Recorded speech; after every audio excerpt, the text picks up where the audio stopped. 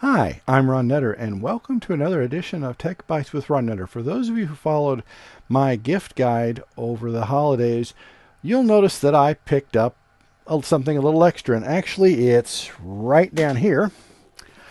I picked up an Echo Dot, but that's not what this video is about. Not this time. What I'm going to walk through and do is helping set up, and we'll switch over here to the other camera, a TP-Link Kasa. Now, you would say, how do the two relate together? Well, there's a good story. When I was getting the deal on the Echo Dot, it was one of these things Amazon threw at me and says, hey, for $5 more, you can get this. And I went, why not?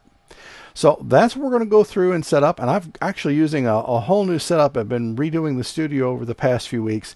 So you're going to see me do a little bit extra button punching, but all this is going to be doing in real time. So we'll see how this works. So let's switch over to the demo table. And this is the TP-Link Kasa I talked about. Now here's the little pamphlet that they give you, and it's, you know, pretty much just what you see there. So we're just going to get things started, and then of course got to have an obligatory power strip over here so we can get things working. Now what we're going to do is follow the TP-Link app and have us walk it through the process. So if this is something, if you've done home setup stuff before, home automation setup, this is not really probably going to help you that much. What I'm looking at is for those that are just maybe getting into it, not sure what to do, or you want to see what it's looking like because yours may not be working the way you think it is.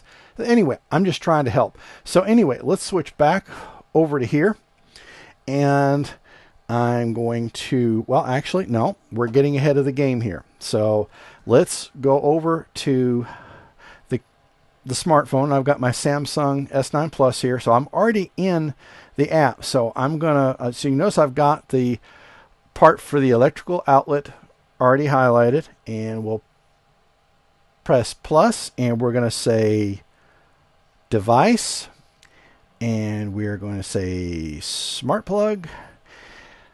And let's see here now, if we look, and this is where it's okay, it says HS-105. You probably can't read it on there real well, but anyway, what we're going to do is we'll switch back over here, and we'll just tap on HS-105.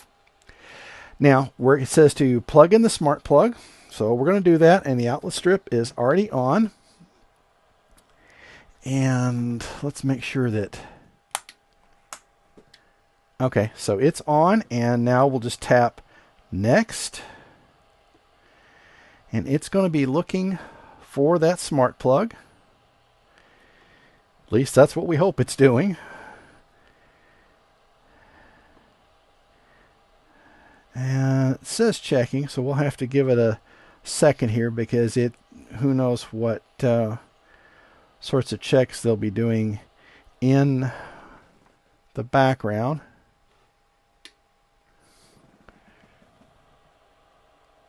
Okay, we're still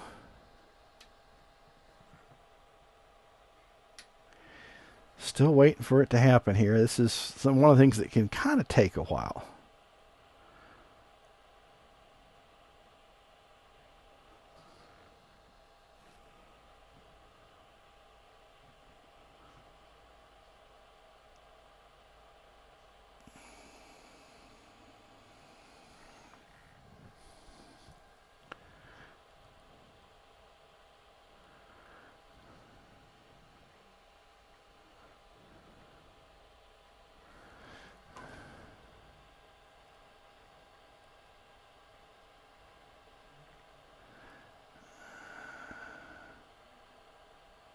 Okay, just checking to make sure it's not looking. Ah, there we go.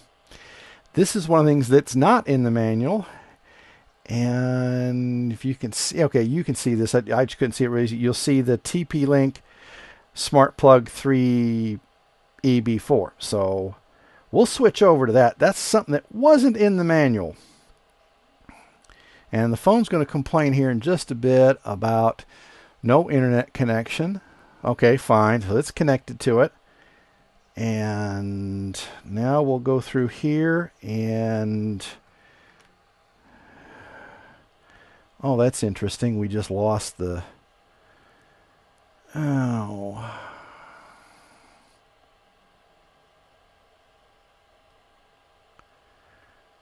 Okay, something happened in that process.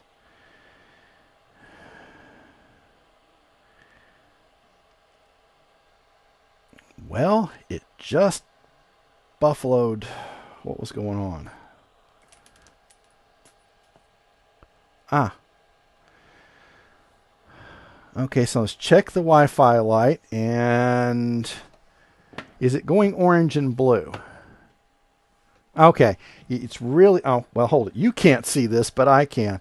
So where it's talking about is, you'll see right, I'll try to cover my hand a little bit. You see it's shifting between colors. It's, unfortunately, the lights are bright enough you really can't see it.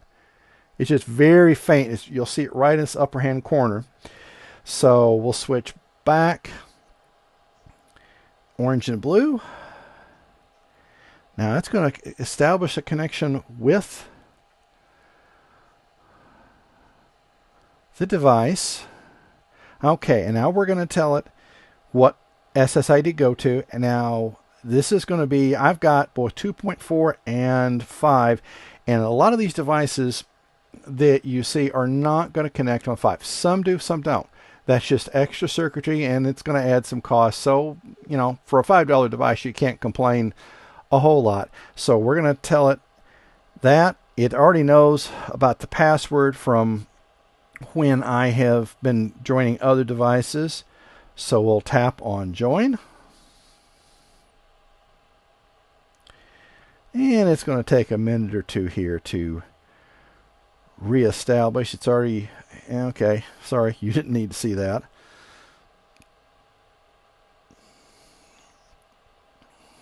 Okay, now we're just going to call it, what is it, TP, let's call it TP-105. Yeah, okay, and it's already telling us that, yes, no, we thank you. So TP-105, I mean, you can call it whatever name you want to. I'm just going to have several devices going on. So we'll hit enter there. Yes, we'll use the icon, save. And now it should be in our device list. And now we'll go back over here and see, now switch back over to the SSID. If you have problems in setting up the device, then what I would suggest doing, and actually let's go over here, is to have your smartphone on the 2.4 SSID. You might be able to do it with 5, but depending on the app, you may have some challenges. Now see, it's already telling us that there's a firmware update, so we definitely want to do that. So we're going to say update now.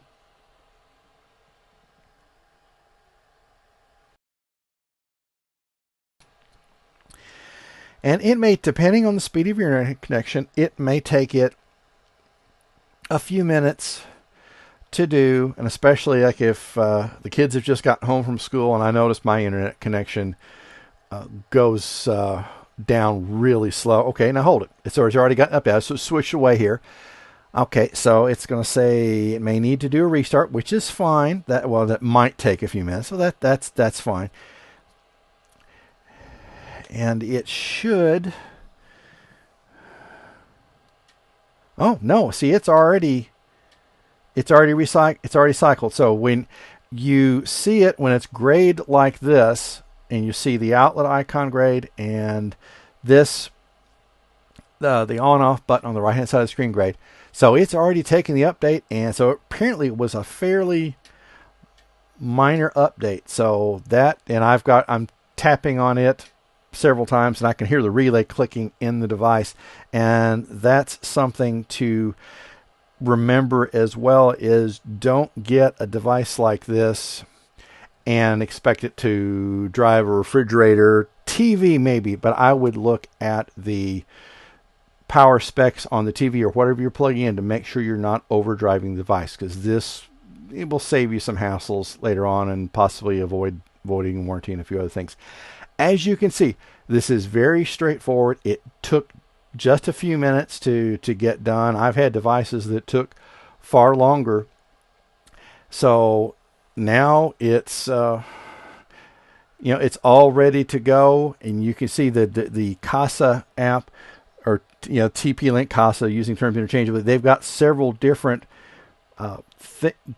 different products that you can set up with this, and they've got scenes you can do. You've got actions that you can do. We'll get into some of this, and there's even, you can look at seeing what you've got scheduled so far.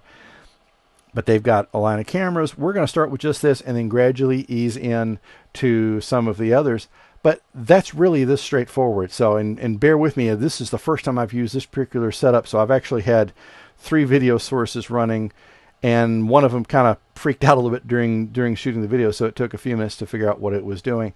But anyway, you will see on one side or maybe the other videos to look at in this series, or other ones that you may want to look at, because as you can appreciate, there's a whole host of things that you can do with smart home technology, and your only limitation for the most part is what you can think of.